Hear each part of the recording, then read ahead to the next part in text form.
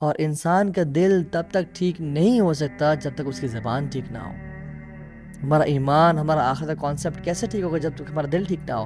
اور ہمارا دل پتہ ہے کسی سے بھی ڈیپینڈنٹ ہے، ہماری زبان پہ. ہم زبان سے کیا الفاظ بولتے ہیں. دوسرا اصول، پہلا اصول کیا تھا؟ من عامل للآخرہ، جو آخرت کے لیے کام کرتا ہے اللہ اس کے دنیاوی امور کی رسپانسبلٹی لے لیتے ہیں. اللہ will take care of his affairs. Allah will make his life easy peasy.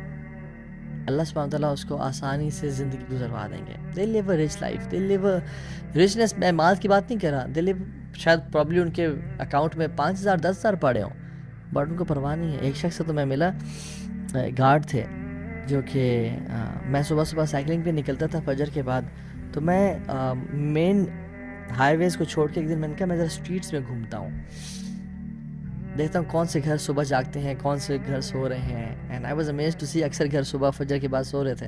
تو میں ایک گلی کے اینڈ پہ آیا جہاں پہ ایک بڑا سا خوبصورت درخت تھا، بہت پرانا، 600 سال پرانا پرابلی، ہیوج ٹری. تو میں اس کو دیکھ کے آئی واز امیزڈ. اس میں بہت ساری چڑیوں کی آوازیں آ رہی تھیں. It was full of birds. تو میں رک گیا تو سامنے گارڈس آ گئے اور بزرگ سے بابا جی تھے. تو کہتے ہیں کہ کیا حال ہے پتر، ٹھیک ٹھاک. میں گپ شپ مارنے شروع ہو گیا ان کے ساتھ. تو میں نے کہا بابا جی آپ اس گھر سے آئے ہیں؟ انہوں نے کہا جی. And that house was beautiful as well.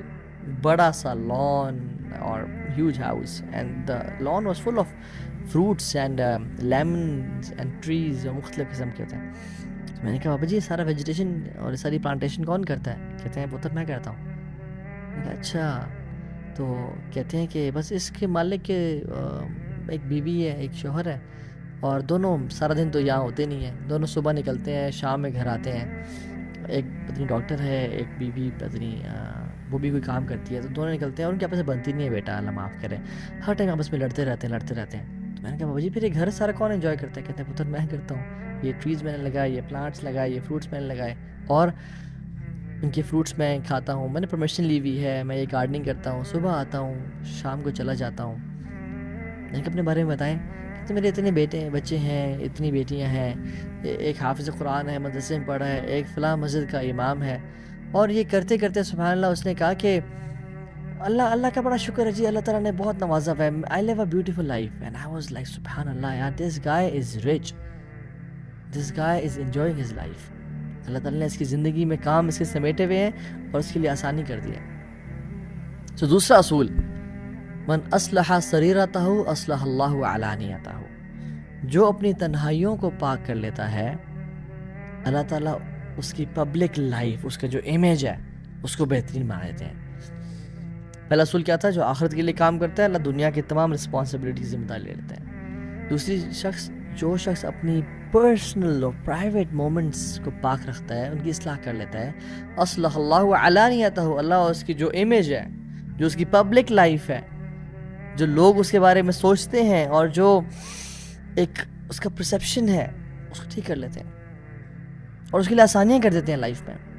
امام غزالی رحمہ اللہ احیاء علوم الدین میں واقعہ لکھے آتے ہیں کہ عبداللہ بن دینار اور عمر بن خطاب دونوں جا رہے تھے.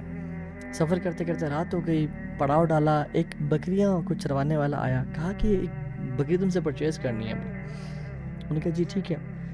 مختلف روایت آتی ہیں اس میں، کچھ میں عبداللہ بن عمر کا بھی آتا ہے، کچھ میں، لیکن عمر بن خطاب والی اوتھینٹک ہے یہ. تو کہا کہ ایک ہمیں دے دو بکری. انہوں نے کہا نہیں، انی مملوک، میں غلام ہوں،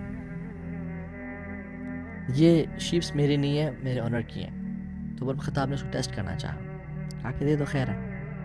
اور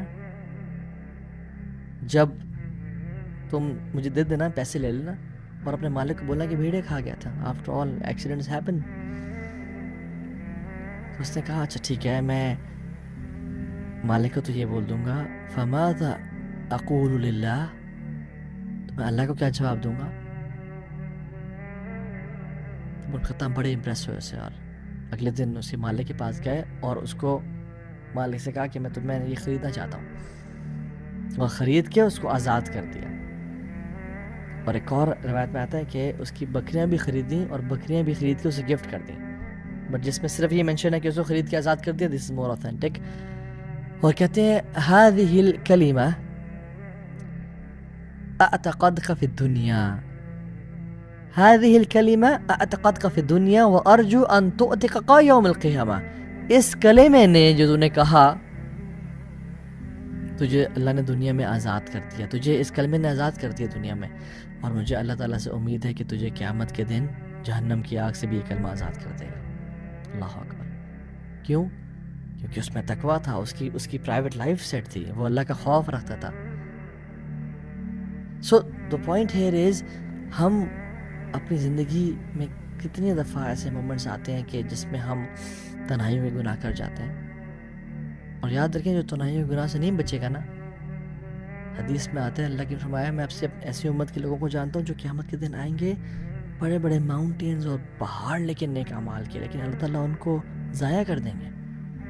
صحابہ نے کہا رسول اللہ کون؟ آپ نے کہا تمہارے بھائی بہن ہوں گے، تمہارے اسکن کلر کے ہوں گے، رات کو اٹھ کے تہجد بھی پڑھ لیتے ہوں گے، لیکن وَلَكِنْ قَوْمٌ إِذَا خَلَوْا بِمَحَارِمِ اللَّهِ انتهكوها، کہ جب وہ تنہائیوں میں ہوتے ہوں گے وہ اپنی اللہ کی حدود کو کراس کرتے ہوں گے، گناہ کر لیتے ہوں گے. کیونکہ اللہ تعالیٰ وَنَعْلَمُ مَا تُوَسْوِسُ بِهِ نَفْسُهُ وَنَحْنُ أَقْرَبُ إِلَيْهِ مِنْ حَبْلِ الْوَرِيدِ، ہم اس کے شارخ سے زیادہ قریب ہیں. قُلْ إِن تُخْفُوا مَا فِي صُدُورِكُمْ أَوْ تُبْدُوهُ يَعْلَمُهُ اللَّهُ، چاہے تم چھپاؤ یا چاہے تم ظاہر کرو اللہ تعالیٰ جانتے ہیں اسے. الَّذِينَ يَخْشَوْنَ رَبَّهُمْ بِالْغَيْبِ، اللہ ان کو محبت کرتے ہیں، ان سے اللہ ان کو پریز کرتے ہیں جو تنہائی میں اپنے رب سے ڈرتے ہیں. من خشی الرحمن بالغیب وجاء بقلب منیب، اللہ کو محبت ہے لوگوں سے جو تنہائی میں بالغیب پرائیویسی میں اللہ سے ڈر گئے. اور جو ہم آج بڑی دین کی باتیں کرتے پھرتے ہیں اور اچھے بنے پھرتے ہیں، وہ اس وجہ سے نہیں ہے کہ ہم کوئی گناہ نہیں کرتے. ابن قیم الجوزی کہتے ہیں کہ know that if people are impressed with you, in reality they are impressed with the beauty of Allah covering your sins. وہ اللہ کے استار ہونے پہ کی بیوٹی پہ وہ خوش ہے کہ اللہ نے تمہارے پہ بڑی موٹی چادر ڈال کے رکھی ہے. and Allah یاد رکھیں can make anything public. زکریا علیہ السلام کو دیکھ لیں، ان کی اکیلے اور تنہائی کی دعائیں اللہ نے پبلک کر دی. اذ نادى ربه نداء خفيا، چھپ کے دعائیں کی اللہ نے پبلک کر دی. حضرت مریم کی جو مدر تھی حنا بنت فاقوت، سینٹ اینی جن کو بولتے ہیں کرسچنز، ان کی تنہائی اور ان کی دل کا جو خواہش تھی کہ میں نے یہ جو بھی اولاد اللہ آپ کے لیے دی، اللہ نے پبلک کر دی.